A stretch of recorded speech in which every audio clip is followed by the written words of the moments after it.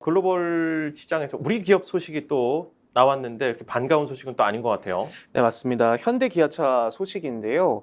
이제 독일 검찰이 불법 배기가스 조작 장치 부착 혐의로 현대 기아차에 대한 강제 수사에 들어갔다는 보도가 나왔습니다. 네. 그래서 보도에 따르면 프랑크푸르트 검찰은 이제 현지 시간 28일 유럽 사법협력기구와 공조해 현대 기아차의 독일, 룩셈부르크 현지 사무소 8곳을 압수수색했다라는 소식이 나왔습니다. 네. 일단은 뭐 사실 명차들을 많이 생산하는 독일 차에서 우리 현대차가 열심히 또 현대기아차가 선전을 하고는 있지만 지금 검찰에서 어떤 특정 혐의 가지고 실제 압수수색을 들어갔다는 거 당연히 좋은 시그널은 아닐 것 같은데 네.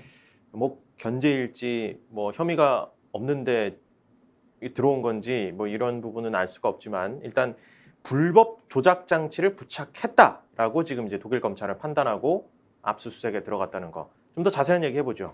네, 이제 검찰 측의 주장에 따르면요, 이제 현대기아차가 지난 2020년, 그러니까 2년 전까지 이 불법 장치를 부착한 디젤차 21만 대를 팔았다라고 설명했습니다. 네. 그래서 이 문제가 된 장치 때문에 차량 배기가스 정화 장치가 수시로 꺼지거나 제대로 작동이 되지 않아서 기준치 이상의 산화질소가 배출이 됐고, 이 같은 사실이 고객들에게 제대로 전달되지 않았다라고 설명을 했습니다.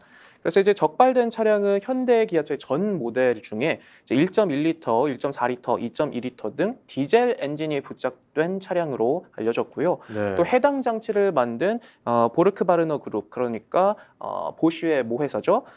그룹도 조사망에 함께 올라왔습니다. 그래서 이에 대해 현대차는 이제 압수수색 사실을 인정하고 수사 당국에 적극 협조하고 있다고 밝혔는데요.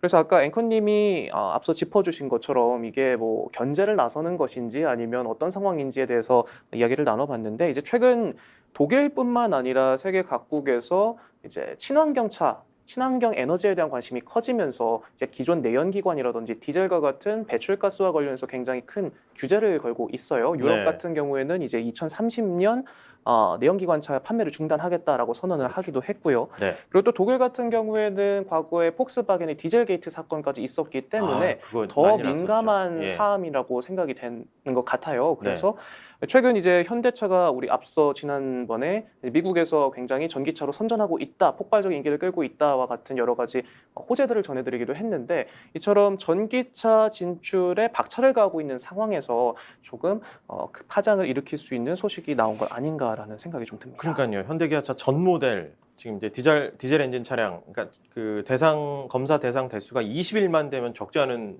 부분이고 맞습니다. 디젤 엔진 부착한 전 모델이라고 하니까 이게 만약에 인정된다면 참 현대기아차도 굉장히 큰 타격을 입을 수 있는 건데, 저는 이제 개인적으로 조금 이해가 안 되는 게 네. 사실 이제 유럽 시장에서 그 디젤 엔진에 대한 그 기준이 굉장히 엄격하기로 정평이 나 있었잖아요. 뭐 유로 맞습니다. 6 뭐 기준이 많았는데 그 기준을 다 통과해서 어쨌든 차량이 판매됐을 텐데 그렇죠.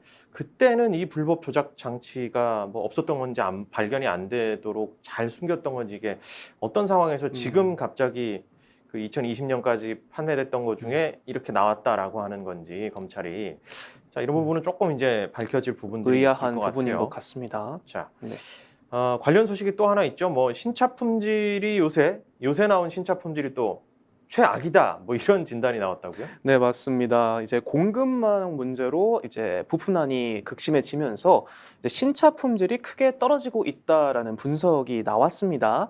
그래서 CNBC는 미국 자동차 시장 조사 기관인 JD 파워의 2022 초기 품질 조사 결과를 인용해서 이같이 보도를 했는데요. 네. 이제 올해 신차 품질이 11% 저하된 것으로 평가됐다라고 보도를 했습니다. 그러면서 이제 부품 공급 부족, 그리고 운송 지연, 전 세계 교역망 악화 같은 이 공급망 차질이 복합적인 품질 저하를 불렀다라고 설명을 했는데요. 이제 종전 기록이 3%대였다는 점을 감안하면 역대 최악의 수준이라고는 평가가 나왔습니다. 이제 특히 네. 올해 조사에서는요, 이전 평균치에 비해서 품질이 떨어진 모델이 4배나 많았고요. 이제 지난해보다 품질이 개선된 브랜드는 33개 가운데 9개에 그쳤습니다.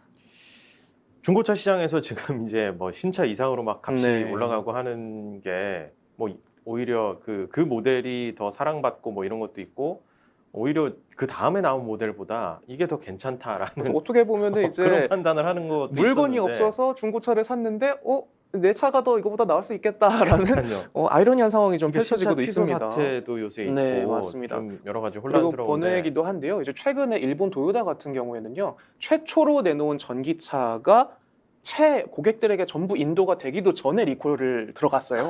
네. 그래서 참 체면을 구기는 사태도 있었는데, 아니 어설프게 지은 밥을 그냥 내놓은 거네요. 네, 맞습니다. 그래서 이 같은 사건 사고들이 최근에 들어서 이제 공급망 문제, 특히나 중국의 코로나19로 인한 봉쇄 조치 때문에 교역망이 막히고 항공부터 이제 항만까지 이 백길까지 막히면서 이제 많은 완성차 업체들이 울며 겨자 먹기로 일부 부품을 뺀 다운그레이드된 모델을 내놓기도 하고 있거든요. 허허, 예. 그래서 이런 문제들이 조금 그러면 불거지고 있는 것 같습니다. 값이라도 좀 합리적으로 조정이 돼야 되는데 또 어쨌든 부품값, 원재료값이 올라갔으니까 값은 또 계속 차값은 올라가고 오를 대로 있고. 오르고 있습니다. 야, 이게 참 차 사기 네, 좋지 않은 시기인 것 같습니다. 자, 맞습니다. 구체적으로 순위가 어떻게 나왔습니까? 네, 한번 순위를 살펴보면요. 이제 품질 부문 순위를 보면 제너럴 모터스, 사나, 뷰익과 쉐보레가 각각 1위와 3위를 기록했고요. 네. 스텔란티스의 다찌가 2위로 그 뒤를 이었습니다. 그런데 여기서 또 반가운 이름이 등장을 하는데요. 이제 현대차의 제네시스가 고급차 부문 품질 개선 순위에서 1위에 이름을 올렸습니다. 일단 독일에서는 지금 디젤 엔진 관련해서 막 압수수색 들어오고 조금 전망이 좋지 않은데 품질 순위에서는 또 현대차 제네시스는 괜찮게 또 평가를 받았다. 뭐 네. 호재 악재가 다 있네요. 네. 자, 그러면 이제 그 임선우 캐스터의 마음을 항상 들었다 놨다 하는 우리 머스크 형의 테슬라는 어땠습니까? 오랜만에 나온 이름이네요. 테슬라 올해 처음으로 공식 포함됐는데요. 7위를 기록했습니다. 7위. 네, 뒤에서 럭키 세븐인가요? 뒤에서요. 아, 뒤에서 7위를 기록했습니다. 참 마음이 아픈데. 쫄깃합니다. 예. 네, 뒤에서 7위를 기록했는데요. 네. 이제 전기차이기도 하고 최근 들어서 이제 뭐 미국의 도로교통안전국 같은 경우에는 오토파일럿, 그러니까 자율주행 보조 시스템과 관련해서 계속해서 조사를 강화하고 있는 데다가 여러 가지 품질 결함 논란이 일고 있고 또 올해 들어서만 제가 알기로는 10차례가 넘는 리콜을 미국에서 실시를 했어요. 그래서 여러 가지 품질 논란이 일고 있는 만큼 공식 포함된 첫 순위에서 다소 아쉬운 뒤에서 7위를 기록을 했고요.